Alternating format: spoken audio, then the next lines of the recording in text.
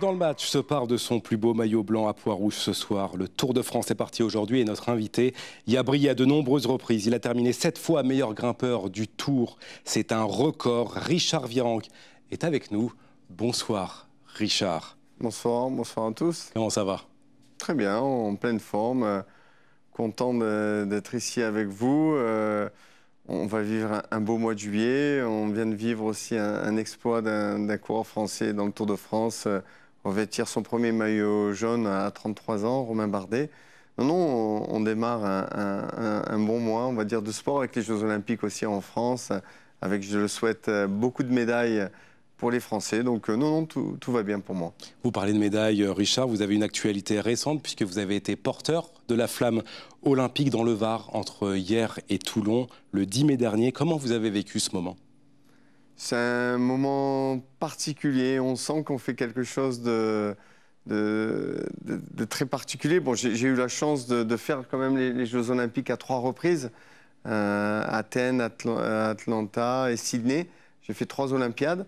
Une carrière de sportif d'une quinzaine d'années. Donc, j'ai porté les couleurs bleu, blanc, rouge et j'ai essayé de les porter. J'ai été au pied d'un podium 4e d'un Jeux Olympiques. Et donc, porter la flamme après ma carrière comme ça, quasiment 20 ans après, m'a fait ressortir de l'émotion. C'est très court, hein, c'est très bref, mais on sent qu'au niveau organisation, chapeau, en tout cas l'organisation, c'est militaire, c'est bien drivé, tout est... En tout cas, j'ai vécu un bon moment et je remercie en tout cas le comité olympique de m'avoir donné cet honneur d'avoir porté la flamme pour quelques minutes comme ça. C'était en plus dans le Var, donc non, c'était génial. Vous parlez du Var, justement, on va revenir un petit peu sur votre vie, Richard. Vous êtes né au Maroc, à Casablanca, en 1969. Quels souvenirs vous gardez de cette époque, si lointaine soit-elle?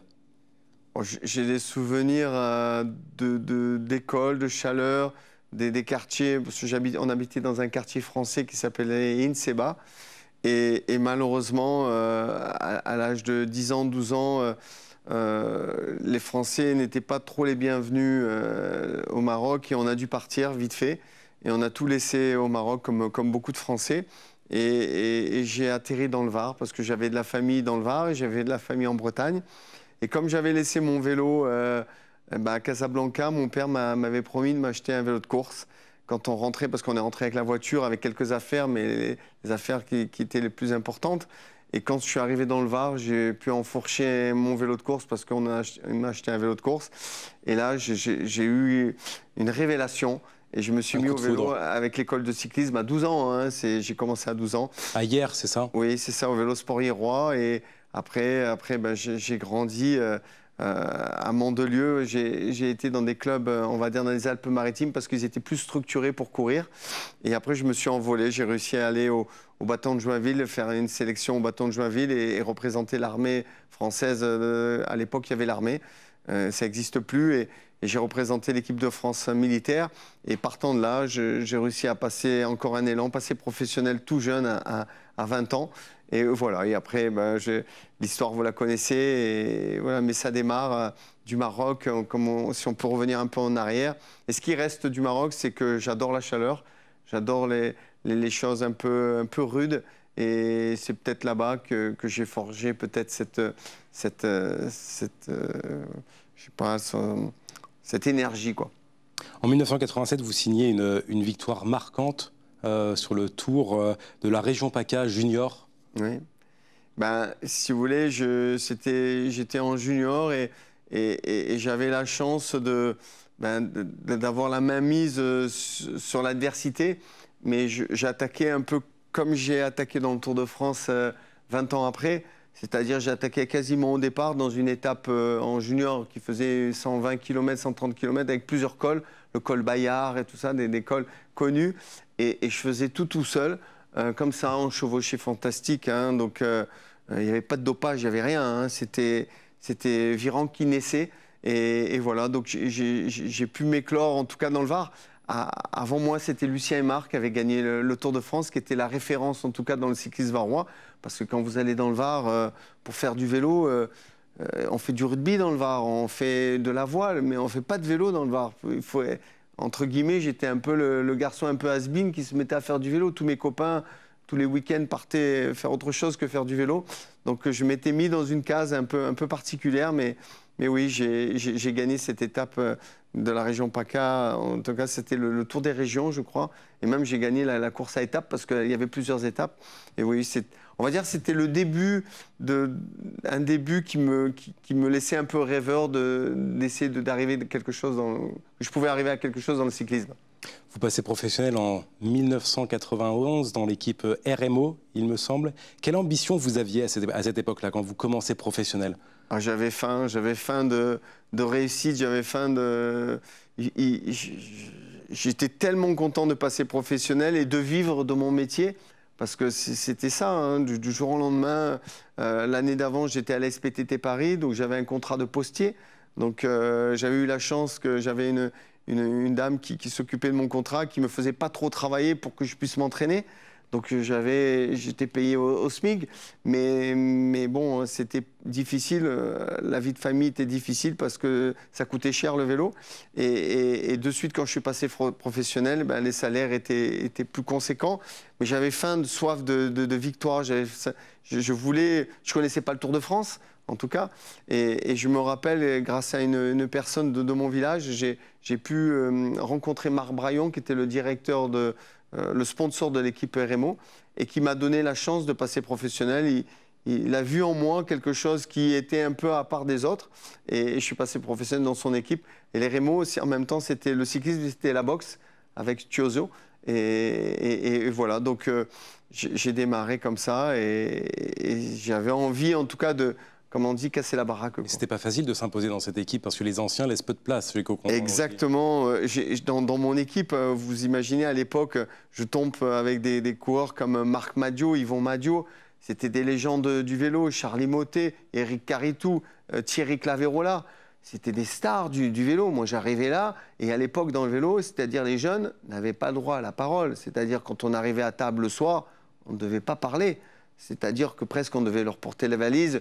Il y avait une hiérarchie un peu, eh ben, t'es jeune, tu apprends, tu tais, tu portes les sacs, tu nettoies les chaussures. Vous voyez ce que je veux dire? C'était un peu à l'ancienne. Et moi, dans ce cyclisme-là, j'ai quand même bousculé un peu les codes, parce que juste à l'entraînement, j'avais pas le droit d'attaquer ou de faire des sprints contre Claverola, qui était dans mon équipe.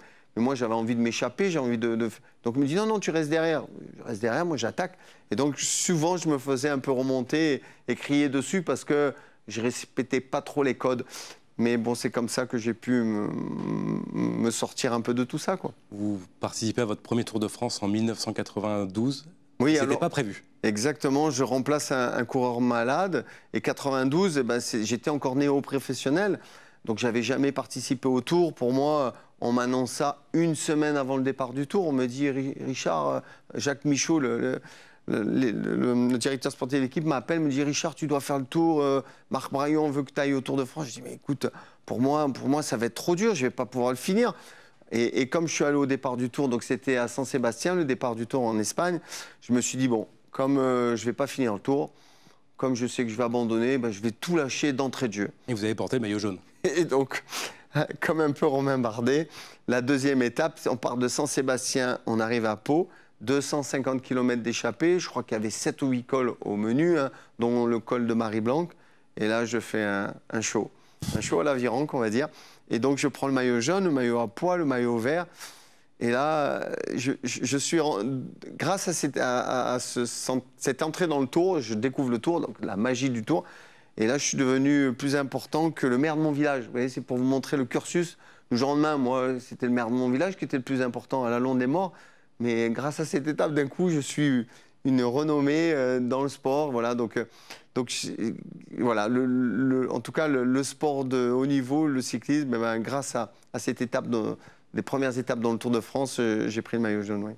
L'année suivante, vous signez à Festina, votre carrière d'école à ce moment-là.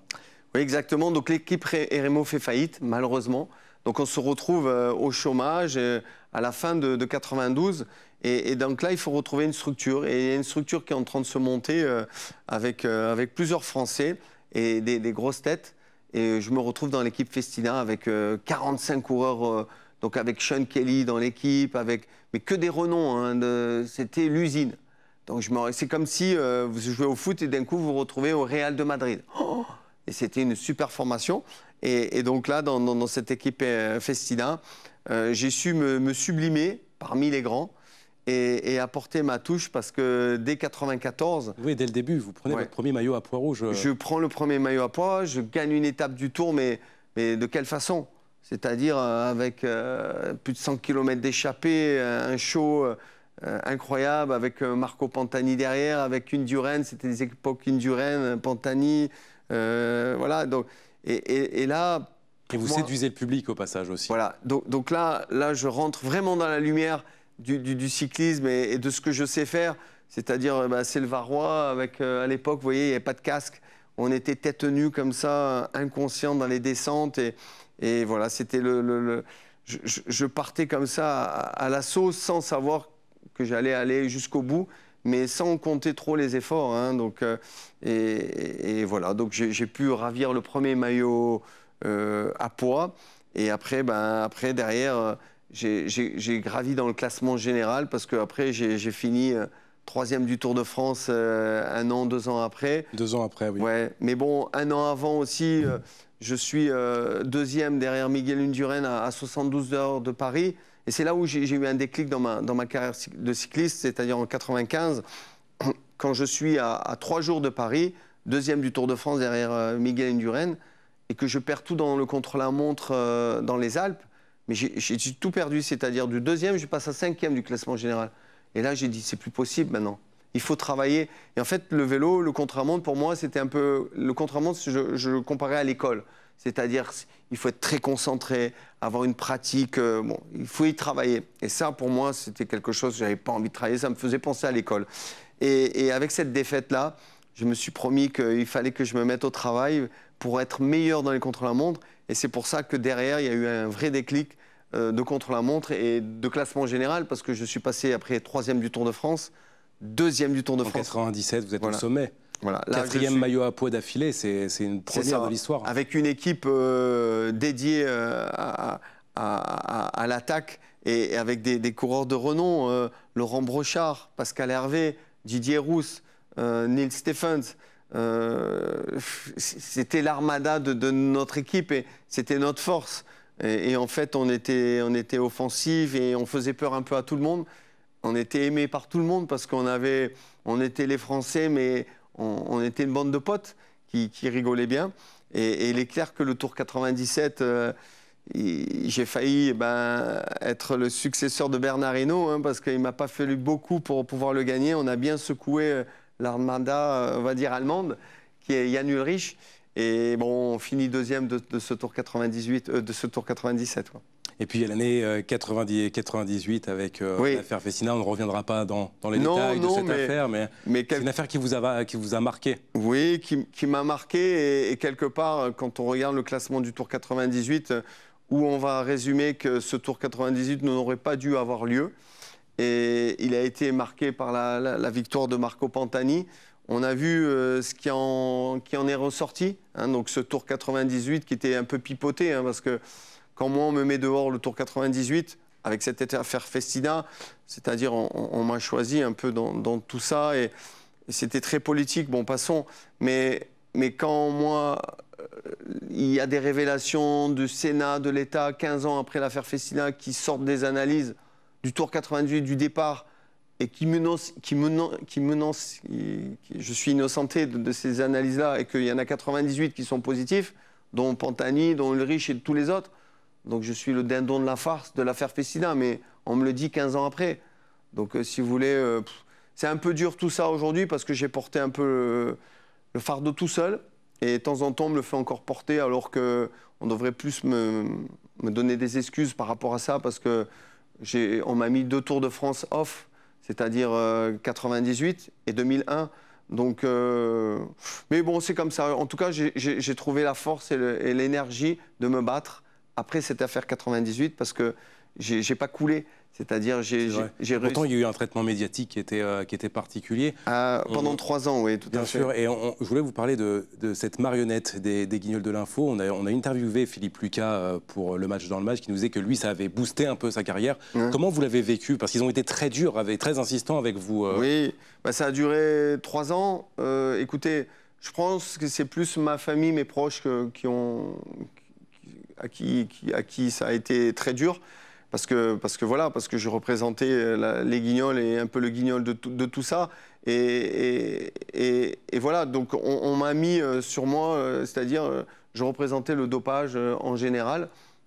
Comme ça, on m'a choisi, comme si le dopage existe que sur moi et qu'il n'existait que sur moi, pas dans les autres sports, pas dans les autres cyclistes. Et voilà, donc j'ai été la risée de tout le monde. Comment je l'ai vécu? Ben, pour moi, à un moment donné... Je me suis vu un peu comme dans le film, vous savez, Rocky, quand il s'entraîne, il est tout seul. Et ben, c'était un peu ça, j'étais tout seul à m'entraîner. Et j'ai eu la chance à un moment donné qu'il y a une main qui s'est tendue, c'était Patrick Lefeuvert, où j'ai été le voir et je lui ai dit écoute-moi, tends-moi une main parce que j'ai besoin. En 2001. En 2001. Et à cette époque, juste avant, j'étais quand même... un des coureurs qui était le mieux payé au monde, hein, après 97, hein, quand j'ai failli gagner le Tour. Et quand je vais voir Patrick Lefeuvert, je lui demande un contrat, mais pour rien, c'est-à-dire le salaire le plus bas de 3 000 € par mois. Donc je suis revenu dans le cyclisme à cette époque-là, pour rien du tout. Juste donne-moi un maillot et un vélo, je vais leur montrer de quoi je suis fait. Et après, c'est comme dans un film, comme dans un rêve. La première course en France, quand ils me donnent ce contrat-là... Là, c'est incroyable. C'est Paris-Tours.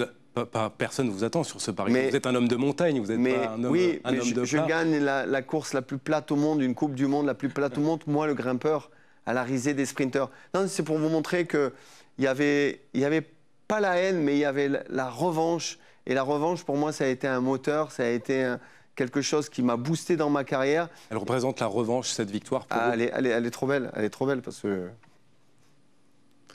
En 2002, c'est la rédemption pour vous. Vous attaquez dans tous les sens sur le Tour de France, comme à votre habitude. Une victoire d'étape au Mont Ventoux et vous regagnez le cœur des Français. Oui. Ils vous retrouvent. Après, on va dire Paris-Tour, je reviens sur le Tour. Et là, ma venue, elle était difficile. Pourquoi? Parce que quand vous êtes une carrière de haut niveau et professionnelle, quand vous êtes coupé dans votre élan, c'est compliqué d'avoir la forme pour se maintenir. Et j'ai eu 2 Tours de France arrêtés, d'accord? Et donc j'avais des hauts et des bas dans ma forme. Et quand je suis arrivé dans ce Tour de France-là, il fallait à tout prix que je tape un gros coup. Et bien sûr, de choisir le géant de Provence, moi le Provençal, et de gagner au Mont Ventoux. Surtout qu'on était dans l'ère Armstrong. Et je ne sais pas si vous vous rappelez à cette époque, en tout cas pour tous les journalistes et les organisateurs du Tour, c'était le renouveau du cyclisme Armstrong. Pendant que moi, j'étais en cellule. Vous voyez ce que je veux dire? Donc, quand j'arrive là dans le Mont Ventoux, eh ben, cette photo-là, elle en parle. Et Jean-Marie Leblanc, qui est à côté en train de m'applaudir, on s'est parlé depuis avec Jean-Marie Leblanc, ben, elle veut dire aussi beaucoup parce que là aussi, j'ai été chercher beaucoup pour gagner cette victoire, c'est-à-dire ces 200 km d'échappée avec l'armada d'Armstrong derrière qui filait, qui voulait à tout prix gagner. Et j'ai été poussé par un peuple, par le public qui m'a fait gagner dans cette étape. C'était grand. Et la suite, elle est magnifique. Il y a ce Tour de France en 2003 où vous allez gagner votre 6e maillot. Le Tour du centenaire, exactement. Comme quoi, les choses se répètent. C'est-à-dire 10 ans après mon... Comme si on ne vous avait jamais quitté. Oui, mais... c'est l'histoire du vélo, quoi. Je reviens avec les honneurs et je gagne encore une superbe étape à Morzine et je prends le maillot jaune. Mais là, à ce moment-là, le maillot jaune, pour moi, je suis mal à l'aise avec le maillot jaune parce que je suis dans l'air. J'allais vous demander comment. Mais je suis dans l'air. C'est magnifique de passer une journée en jaune. Oui, mais pour moi j'étais là pour mon maillot à pois qui me ressemblait tellement. Et quand j'étais avec Festina sur la fin de Festina, j'étais construit pour gagner le Tour de France. Mais après, du moment que l'équipe Festina a explosé, j'étais un peu orphelin. Donc pour gagner le Tour de France, il faut une équipe dédiée à ça. Et après, quand je me retrouvais dans des... Même si j'étais avec des Quick Step, des bons équipiers, j'avais pas l'équipe dédiée pour gagner le Tour de France. Donc quand j'ai eu le maillot jaune en 2003, ben, je savais que quelque part, ben, je l'ai eu, c'était très bien. En plus, on était au 14 juillet. J'ai monté l'Alpe d'Huez avec le maillot jaune le 14 juillet. Ben, j'ai fait exprès de me faire larguer par le peloton pour perdre ce maillot jaune, pour aller faire mon show avec le maillot à poids, parce qu'avec un maillot jaune, vous ne pouvez plus rien faire, tout le monde vous court derrière. Donc après, tactiquement, ben, je délaissais les honneurs du maillot jaune, qui était quand même le maillot jaune, pour aller chercher, parce que je savais que le maillot jaune, le maillot à poids, ça me correspondait en tant que personne, en tant que façon de se battre. Le maillot à poids, c'est ça, c'est le panache. Ce maillot à poids que vous allez rechercher encore une fois l'année d'après pour votre dernier Tour de France. L'aventure s'arrête pour vous et vous allez chercher un 7e maillot à poids historique. Oui, Limoges-Saint-Flour le 14 juillet. Donc j'ai la chance de gagner aussi un 14 juillet. Donc j'ai eu le maillot jaune un 14 juillet. Bon, là aussi, et là, à ce moment-là, je prends du recul sur ma vie de coureur cycliste, sur ma vie à moi, parce que j'ai 37 ans. Pas plus belle fin de carrière. Oui. Et là, il y a des jeunes comme Thomas avec Thomas en jaune. Thomas Vauclair qui est en jaune, qui se bat. Et moi, ça y est, en fait, j'ai laissé une trace, j'ai montré qui j'étais. Et c'est pour ça qu'à un moment donné, j'étais tranquille avec moi-même et avec tout ce que j'avais pu montrer en ma force physique. Et j'étais moi-même. Donc, à un moment donné, j'ai dit, il est peut-être temps de s'arrêter. Et j'ai arrêté aux Jeux d'Athènes en 2004. Mais j'aurais pu continuer parce qu'à ce moment-là, j'étais populaire, je gagnais encore. J'avais le plaisir de faire des courses. C'était pas du tout un dégoût de dire oh non, j'en ai marre. J'avais envie de passer à autre chose de la vie parce que la vie avançait. Et depuis l'âge de 14 ans, on va dire que je revenais du Maroc jusqu'à 37 ans, ben, j'ai vécu, on va dire, entre guillemets, dans un couvent avec... faire sa vie pour le sport, donner tout pour le sport. Et après, derrière, j'avais envie de vivre un peu autre chose. Et ça, c'est mon adieu, en fait, une cyclo-sportive qu'on a fait dans le Var avec Laurent Dufaux et mes équipiers, on va dire, de Quick Step. Voilà, ça, c'était la course que j'organisais dans le Var, où on était dans... Voilà, c'est avec mon maillot à poids, bien sûr, et les 7 victoires. Voilà. Et le temps est passé depuis, parce que c'était il y a quelques années, quoi. Et le temps défile pour nous aussi. Merci en tout cas beaucoup, Richard, d'avoir répondu à nos questions. On a retracé votre magnifique carrière. Merci à toutes et à tous de nous avoir suivis sur TV Monaco. C'est la fin du match dans le match. On se retrouve très vite avec les émissions de sport dès demain avec Sa Match 18h15.